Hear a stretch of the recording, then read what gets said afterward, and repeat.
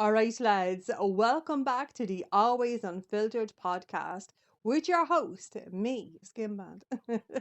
Lads, we are on episode 2 of 18 Kids and Counting, and we're in the big house, but we're finding out about James, okay? Or as Michelle is calling him, Jamesy Bug. So she's describing this kid, and it sounds like he's literally bouncing all over these walls, right? So we see Joy and James. These two are sitting at the kitchen table.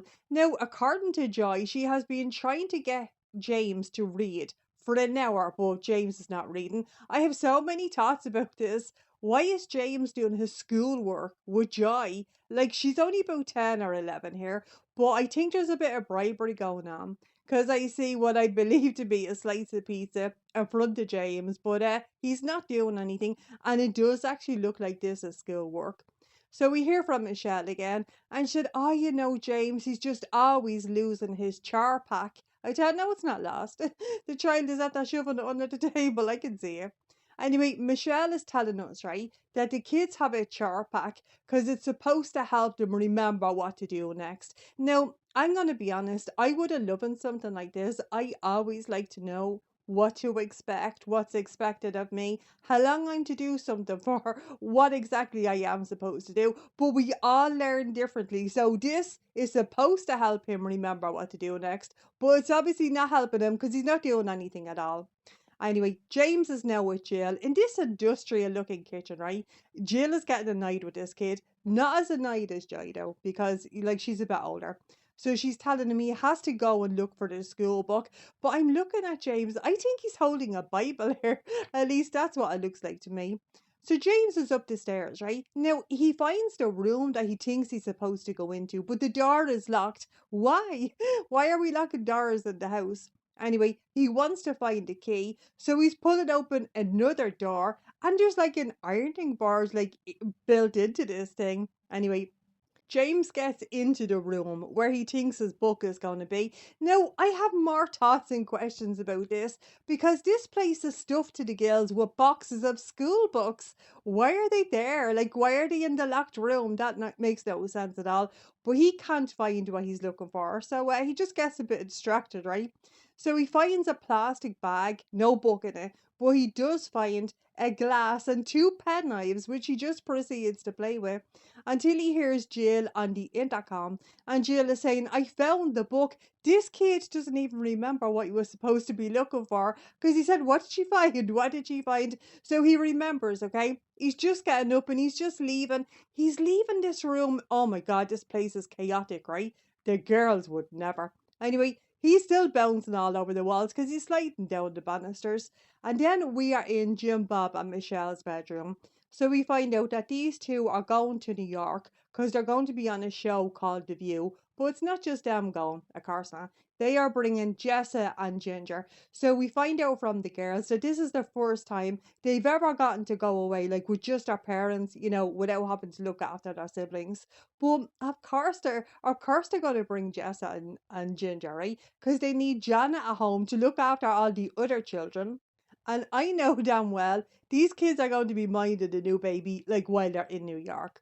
Anyway, we're hearing from Jim Bob, right? And he said that the View is sending a car to bring those to the airport. I thought, yeah, definitely not a drain on the environment there, Jim Bob. Ginger is obviously delighted to be going away because we get another thumbs up. This girl she's always giving us the thumbs up. So we hear from Granny Duggar, who I do not like, right? So Granny Duggar is saying that she's going to fill in the gaps. So she's going to be helping Jana and Jill. I thought they have it covered. Don't you have a predator husband to be looking after? I think he's dying. Go on there and take care of him. I'm always worried that he's going to get out and just snatch one of these kids. I really don't like him. And then we see Jim Bob Duggar talking to Jana, and he's saying to Jana, "Don't forget the surprise for your mother." I thought the fucking cheeky. This girl is raising all of your children. You're going away. You're bringing her sisters off to New York, and you're leaving her there. You're leaving her there in Arkansas to mind a load of kids, and you're saying, "Don't forget to surprise your mother." Oh God. Anyway, we find out that the Duggar kids, they're gonna finish and fix up the bathroom for Michelle, right? That's what these kids are going to be doing, while Jim Bob and Michelle are just living it up in New York City. Anyway, these kids are in the bathroom, they're scrubbing down the bathroom walls. Now, I was looking at the walls, right? And I did notice something. These have the same finish on the walls that the Brown family have. Why are we doing that? Like this is a brand new build. Why not just get a plasterer in to finish these walls properly? I am pretty sure John David could have done a better job. I'm just saying it because, well, I believe it to be true. Also the colour. It's kind of like burger sauce. That's the colour it has. It's like orange, but with a bit of a hue to it, kind of a green, kind of a pickle colour. It's just all wrong. I don't ever want to be seeing that in a bathroom. Anyway, Jill is sitting on the sink, right? And she's rubbing her hands over it. And she said there's a coating on it from Daddy's hairspray. I thought, oh God, I'm not good with textures though. I'm also not good with people saying Daddy. But the texture of things, I can't do anything like that. But can you imagine, right? Can you imagine going to town? Because we're seeing Jim Bob going to town. It's kind of overlaid with sepia tones, which I did appreciate because I love to see Jim Bob doing his hair. But can you imagine doing that, right? And just leaving the bathroom without cleaning up after yourself? Oh, anyway, John David is saying that he's going to finish the architrave like for around the door. He's also going to fix the shower curtain. And then I had more thoughts, right? Again, in new build. This is Jim Bob Duggar, not short of a few quid. Why do we have a shower curtain? Get a door or just like get a glass or something. I don't understand this.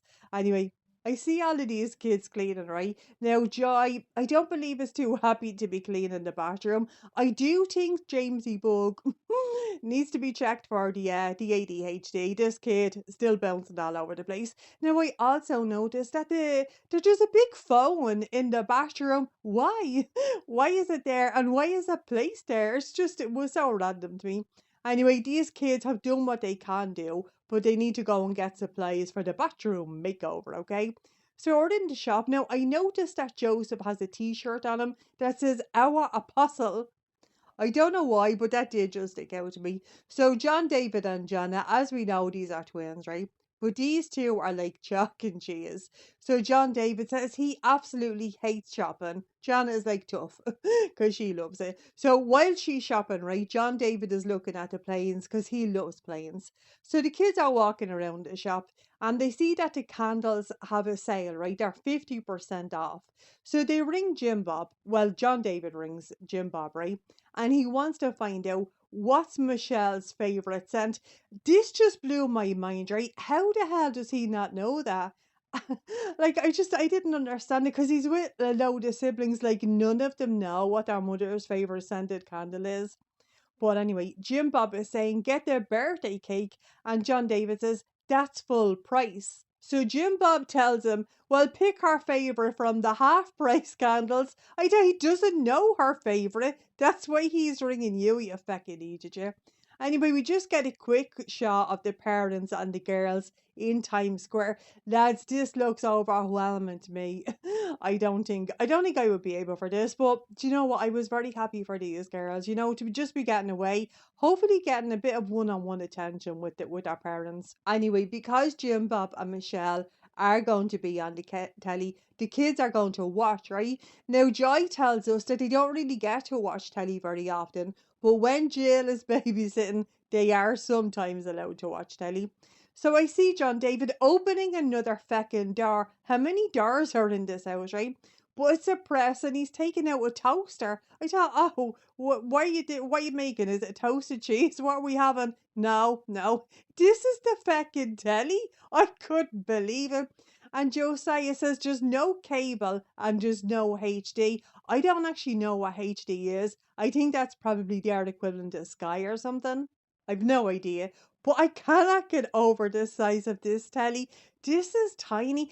This is tinier than the telly I had as a kid. Now, my telly was fairly small, okay, because there was a video like at the end of it. It was all in one, right? It was a purple thing. It was real boxy looking. I loved it. When I woke up on Christmas morning and I seen that, oh God, I thought I had died and gone to heaven. Best thing of my life. But I'm looking at this thing, feckin' hell. Anyway, John David is trying to get something on this TV slash toaster, right? For these kids to watch. So he's just like twirling a knob, but all we can see is nothing, and all we can hear is very loud static. Like it's so loud that the kids have to cover their ears. Oh, anyway, he finally gets a picture. Now there isn't even anywhere to put this tiny little thing because he has to pull in like a chair like to put it sitting on. So this thing is barely on like a minute or so, and something comes on the screen. I can't even tell you what it is because I can't see the feckin' thing, but Joy can obviously because she's covering it up with her hand. Now, Joy is a very young child here, so this will tell you how small it is, right, in case you can't see. Her hand, a child's hand, covers up the whole feckin' screen. Oh, God. Then we hear from creepy Granny, right? And the cameraman is asking her, why is Joy doing that? And she said, Joy is covering up the modest dress. So there's somebody on the telly, right? Well, on this toaster or whatever, that's dressed modestly. So, according to Granny, Joy has been trained to do this for the boys. Oh God. Now Joy is asked from the cameraman the very same question, right? So she's asked, why did you do that in front of the boys? And Joy is thinking, right? She doesn't know what to answer because she's no feckin' idea like why she did that. She just knows that she's supposed to do it. So eventually she says defrauding. But she says it more like a question, okay? Because there's an inflection in the tone at the end of this word. So I know that she doesn't even understand this word. So we get a pop up, okay? And we're told in the pop up, defrauding means stirring up sexual desire that cannot be righteously fulfilled. I thought, why the hell are you telling this child this word anyway? Do you know what I mean? She's way too young to be understanding any of this. So we are now hearing from Michelle. Now, Michelle tells us that they teach their kids about dressing modestly and they train them that when they're in the bathroom to close the door and lock the door. I thought that's all very well and good. But what do you say to these kids? Like they have done all of this, like I've seen these children, right? They're always covered from head to toe. But like what do you say to them about being in the laundry room? Or just lying in their own feckin' bed. Like what you're doing is not working, Michelle. It's not working at all, you know? Anyway, we're hearing from Jana. Oh, Jesus. And she's telling us that if they're walking past modestly dressed girls, always girls, right? Not guys, you know, just those hooers. But if they see a girl who is dressed like a hooer, right? They say the word Nike so that the boys have to put down their head. Like they're not allowed to be looking at the girls. But we do get a pop up and we're told that Nike is a code word for Duggar boys to avert their eyes from a scantily clad woman. I thought, what about a scantily clad man? Like, what do they do if they see a guy like walking around? Perhaps he doesn't have a top on him, or perhaps he has a. Perhaps it's Cody Brown in his little knickers. Do you remember he was running into the pond? What have they to do then? So like there's all of these rules, but it's all around women. And at the same time, their sisters are the ones responsible for protecting these boys from the women. My goodness, this family is so messed up. It's so messed up. Anyway, Jana has all of her kids, right? Watching this toaster. Now, Jana thinks that Jennifer is missing JIMBOB and Michelle. She's not. She's not missing them. She's no feckin' idea who they are. She's probably just crying because she can't see what's on the telly. Oh, anyway, back into the bathroom we go, right? So we see John David. He does have a nice little DeWalt screwdriver. Now he's hanging up the mirror, okay? They're getting this bathroom ready because the parents are going to be home. Now, while they were in the shop that John David wanted to just get out of, he bought a red disco light.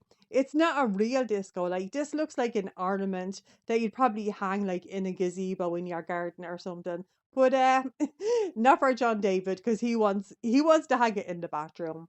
So Jim Bob and Michelle are home. Now I did find this really interesting, okay? Because the kids are running out like to their parents, but they all run to Jim Bob. Do you know what that tells me? They never got any comfort at all from Michelle. These kids never run to Michelle. They always run to Jim Bob. I've noticed that a few times. Anyway, they're inside of the house, right? So they brought back t-shirts for the kids, like their New York t-shirts, right? And Jim Bob is telling the kids that he got a great deal on these t-shirts. So he's telling them how much, and they were seven for $10. These kids don't give a shite. They do not care, right? And by the way, is that all that Jana gets? And John David for doing all of this work for finishing off your bathroom for you? Feckin' hell. Anyway, the kids tell Michelle that they have a surprise. So we're going up the stairs. Now Michelle and Jim Bob, of course, are hand in hand. So they're walking into the bathroom, right? And Michelle is saying, "Oh wow, oh wow," and she's looking at the candles, right? And she's saying, "Oh, that's what smells so good." I thought, give your kids a hug, Michelle. They're after doing that for you. Now it still looks terrible. Like it still looks really, the bathroom looks awful.